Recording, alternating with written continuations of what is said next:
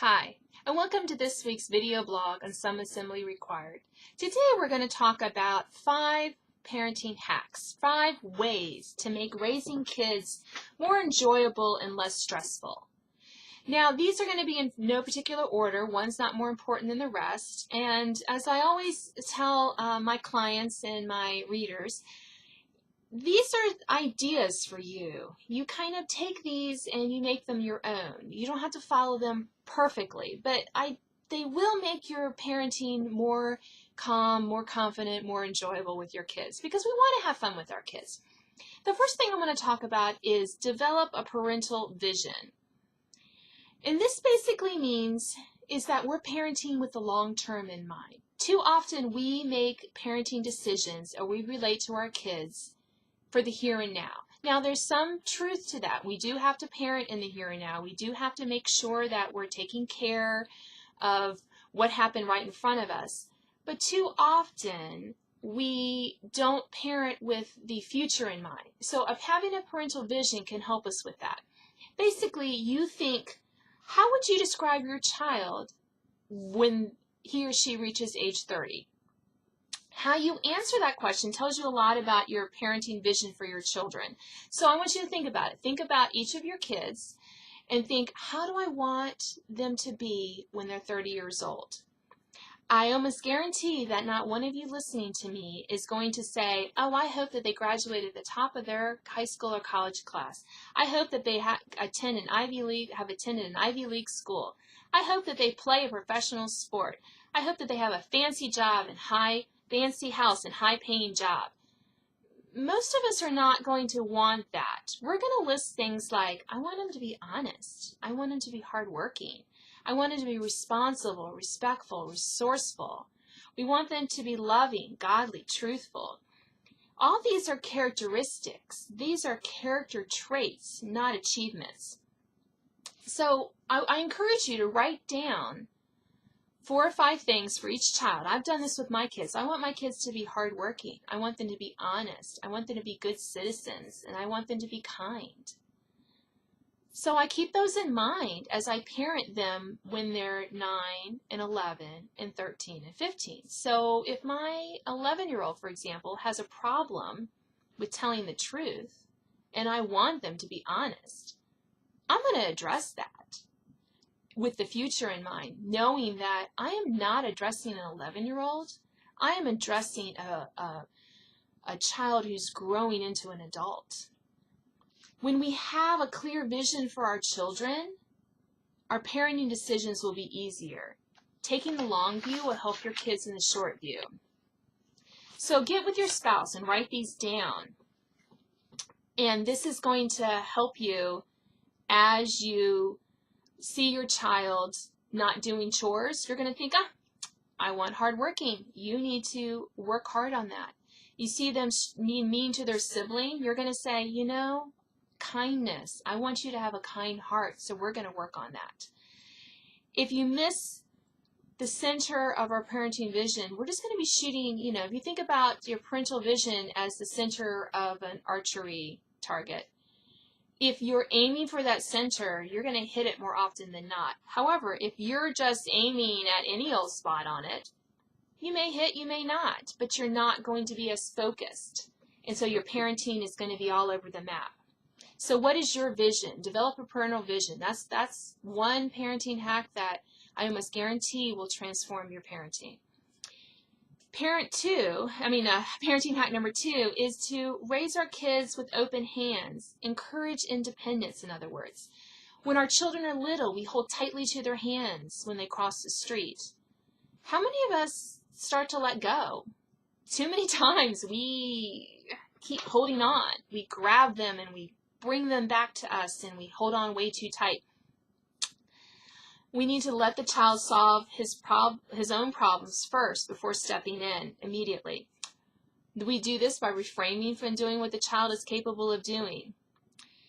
Recently, I saw a parent take off, must have been a 2nd or 3rd grader's shoes for no other reason than because she demanded it. That parent needed to stop what she was doing to take off her shoe, to take off this little girl's shoes. He was perfectly capable of doing it. So what I would encourage this parent to do, and all of us parents, is to not do for a child what the child can do for themselves. Stop being your child's social director. Let him initiate play dates, especially if the child inches into upper elementary school age. And another way you can do this is develop interest of your own apart from your kids. And I talked about this in another video you might want to look at. Parenting hack number 3 is disconnect to reconnect. The ability to be in touch with others 24/7 has not done us any favors as a society, and especially not as parents. This is a totally different world than our parents had raising us. They had to contend with MTV and other things like that. But it wasn't all this technology, all this ability to connect in our pockets. We become more connected with technology than we do with our families. One great way to do that is to have technology-free nights, have the ability to put down our phones more than we're not. So we need to make sure that we're connecting with our kids by disconnecting with our technology. Parenting hack number 4, stop playing parent detective. And what I mean by this is we spend so much time as parents worrying about trying to understand why our child or our teen did this particular behavior or acted this way. It doesn't make you a better person, a better parent, knowing that you understand everything about your child. We are not required as parents to understand everything about our child. Unfortunately, we live in a society where we think that's possible. We think it's possible if we just understood why Susie did this, then what? Are we not going to correct Susie's misbehavior? Understanding her is going to help us love her more? Not necessarily. What it does is it hamstrings us as parents. We become ineffectual parents when we're constantly trying to look for the why behind what a child does. Sometimes it's important to look at the why.